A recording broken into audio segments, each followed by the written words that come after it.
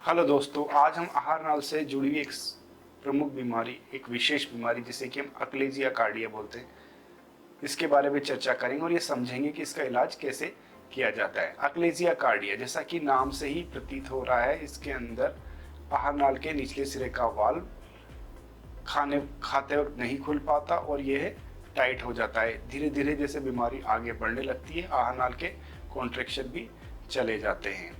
तो दोस्तों, अक्लेजिया कार्डिया को समझने से पहले हमें ये समझना होगा आहार नाल, जिसे कि हम इसोफेगस बोलते हैं, इसका क्या रोल होता है डाइजेशन के अंदर। इसोफेगस, आहार नाल और फूड पाइप, जैसा नाम से ही प्रतीत हो रहा है, फूड पाइप, इसका काम खाने को थ्रोट से आमाशय तक ट्रांसफर करने का होता है। ये एक सिंपल पाइप जैसा नहीं होता, इसके चारों तरफ एक न्यूरल नेटवर्क होता है और इसके अंदर एक कॉन्ट्रैक्शन होते हैं जिसे कि हम पेरिस्टाल्सिस बोलते हैं, और इसके निचले सिरे पर एक टाइट वाल्व लगा होता है जिसे कि हम लोअर इसोफेजियल स्फिंक्टर बोलते हैं। जैसे ही पेशेंट खाना इंजेस्ट करता है, न्यूरल नेटवर्क द्वारा एक पेरिस्टाल्सिस यानी कॉन्ट्रैक्शन इसोफेगस में स्टार्ट हो जाते हैं और इन कॉन्ट्रैक्शन का फोर्स ग्रेविटेशनल फोर्स से भी अधिक होता है। ये कॉन्ट्रैक्शन इतने तीव्र होते हैं, इतने तेज होते हैं कि यदि पेशेंट उल्टा भी लेट जाए तो ये कॉन्ट्रैक्शन जो खाना थ्रोट से है उसको ट्रांसफर कर सकते हैं आहार नाल के निचले सिरे तक और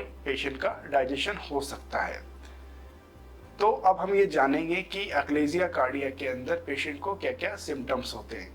आहार नाल के निचले सिरे के वाल्व के टाइट होने की वजह से, कॉन्ट्रैक्शन के गति धीमी होने की वजह से पेशेंट को खाना अटकने लगता है। जैसे जैसे बीमारी बढ़ती जाती है, खाना आहार नाल में इकट्ठा होने लगता है, पेशेंट को रिगर्जिटेशन हो सकता है, वेट लॉस हो सकता है, खाना कभी कभी विंड पाइप में चला जाता है जिसकी वजह से खांसी हो सकती है, अस्थमा हो सकता है, निमोनिया हो सकता है। अब ये जानते हैं कि अक्लेजिया कार्डिया को कैसे डायग्नोस किया जाता है। इसको डायग्नोस करने के लिए सबसे पहले हम अपर जी एंडोस्कोपी करते हैं। इसके अंदर एंडोस्कोप आहार नाल यानी फूड पाइप के अंदर इंट्रोड्यूस किया जाता है। ये देखा जाता है कि आहार नाल चौड़ी तो नहीं होगी और वहाँ के कॉन्ट्रैक्शन तीव्र हैं या बिल्कुल नहीं हो रहे हैं, और जो निचले सिरे का वाल्व है वो काफ़ी टाइट हुआ है, रिलैक्स है नहीं है, और वहाँ कोई ट्यूमर तो नहीं है, और आहार नाल की अंदर की परत में कोई इन्फेक्शन या कोई कैंडिडियासिस तो नहीं है, और वहाँ कोई खाना इकट्ठा तो नहीं है।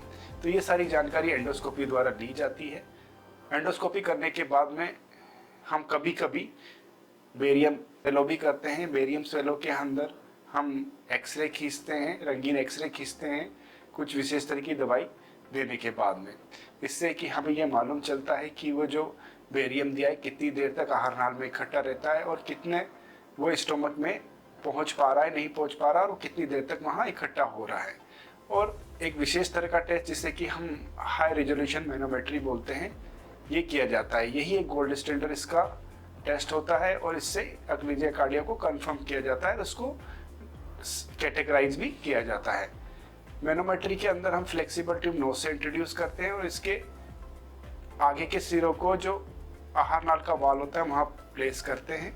उसके बाद में इस मैनोमेट्री के द्वारा आहार नाल के निचले सिरे के वाल का प्रेशर कितना है इनकी जानकारी हमें मिलती है, आहार नाल के कॉन्ट्रैक्शन की जानकारी हमें मिलती है।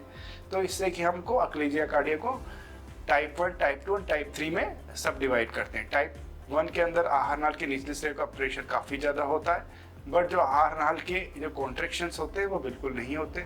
टाइप 2 के अंदर आहार नाल के निचले सिरे के वाल एंड ऊपरी सिरे के वाल के बीच में एक दबाव बन जाता है जिसे कि हम पेन इसोफेजियल प्रेशराइजर बोलते हैं। यह अक्लेजिया कार्डिया की अर्ली स्टेज होती है। टाइप 3 के अंदर ये बिल्कुल डिफरेंट होता है। इसके अंदर आहार नाल के निचले सिरे के वाल के टाइट होने के साथ साथ में आहार नाल के कॉन्ट्रैक्शन की गति धीमी होने की जगह तीव्र हो जाती है। तीव्र होने की वजह से ये कॉन्ट्रैक्शन कोऑर्डिनेटेड नहीं होते, जिसकी वजह से फूड इकट्ठा होने लगता है। इसके इलाज के लिए हमें कुछ विशेष तरह की प्रिकॉशन लेनी पड़ती है। तो दोस्तों, हम जानते हैं अक्लेजिया कार्डिया का इलाज कैसे किया जाता है। अक्लेजिया कार्डिया के इलाज के लिए एंडोस्कोपिक ट्रीटमेंट होता है और सर्जिकल ट्रीटमेंट होता है। एंडोस्कोपी के द्वारा हम बलून को ले जाकर आहार नाल के निचले के सिरे जहां वाल टाइट होता है वहां फुला देते हैं और इससे आहार नाल के वाल को रिलैक्स करने की कोशिश की जाती है। यह अनकंट्रोल मेथड है, इसे दोहराने की आवश्यकता पड़ती है। इसके रिजल्ट प्रिडिक्टेबल नहीं होते और इसके माध्यम से कभी कभी कुछ रिस्क होते हैं, जैसे कि बिकॉज ये अनकंट्रोल मेथड है, तो इस केस से आहार नाल में सुराख की संभावना रहती है। इससे चेस्ट में और एब्डोमेन में इन्फेक्शन भी बन सकता है और कभी कभी सर्जरी की भी आवश्यकता हो सकती है। जो दूसरा मेथड होता है, जो कि एक लेटेस्ट और इनोवेटिव मेथड है, जिसे एंडोस्कोपी द्वारा किया जाता है, जिसे हम परओरल एंडोस्कोपिक मायोटोमी बोलते हैं। यह एक बहुत ही कंट्रोल मेथड है। ये पूरे एनेस्थेशिया में किया जाता है, पेशेंट को तकलीफ महसूस नहीं होती। इसके अंदर हम एंडोस्कोप आहार नाल के में इंट्रोड्यूस करते हैं। आहार नाल के निचले सिरे के वाल्व से 8 से 10 या 12 सेंटीमीटर ऊपर जाकर आहार नाल की जो अंदर की परत, जिसे हम म्यूकोजा बोलते हैं, वहाँ एक निक लगाते हैं।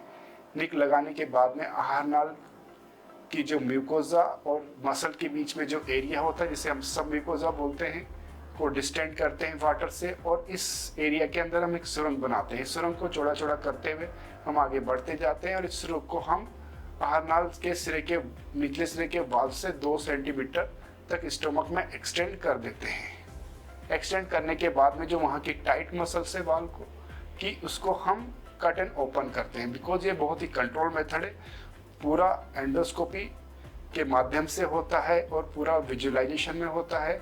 तो ये इसके अंदर हम देख सकते हैं कि हम फाइबर द्वारा काटते हैं, तो ये इससे होने वाली कॉम्प्लिकेशन के चांसेस काफ़ी कम होते हैं और इसके रिजल्ट काफ़ी लंबे टाइम तक बने रहते हैं और इससे होने वाली कॉम्प्लिकेशन भी काफ़ी कम है। ये पूरा एंडोस्कोपिक मेथड है, इसमें सर्जरी से लगने वाले जिस स्कार नहीं पड़ते, इसमें कोई स्कारलेस सर्जरी होती है। इसके बाद में रिकवरी बहुत फास्ट होती है, फुली एनेस्थेशिया में किए जाते हैं और इसके रिजल्ट होते हैं लंबे टाइम तक बने रहते हैं और इसकी जो एफिकेसी है वो सर्जरी के इक्विवेलेंट है, इवन दो टाइप 3 एक्लेजिया के अंदर, क्योंकि हम बहुत काफ़ी ऊपर से इसोफेगस की मसल को काट सकते हैं। इसकी इफेक्टिवनेस टाइप 3 के अंदर सर्जरी से भी ज़्यादा है। तो दोस्तों मैं कहना चाहूँगा परओरल एंडोस्कोपिक मायोटोमी एक बहुत ही इफेक्टिव एंडोस्कोपिक ट्रीटमेंट है एक्लेजिया कार्डिया के लिए और इससे जो आपको रिजल्ट मिल सकते हैं सर्जरी कराए बिना सर्जरी के इक्विवेलेंट रिजल्ट मिल सकते हैं और कभी कभी सर्जरी से बेटर भी रिजल्ट मिल सकते हैं। एक्लेजिया कार्डिया से संबंधित और जानकारी करने के लिए आप हमें हमारे यूट्यूब चैनल, फेसबुक, इंस्टा पे हमें फॉलो कर सकते हैं या हमारे दिए गए नंबर पे हमें कॉन्टेक्ट भी कर सकते हैं। धन्यवाद।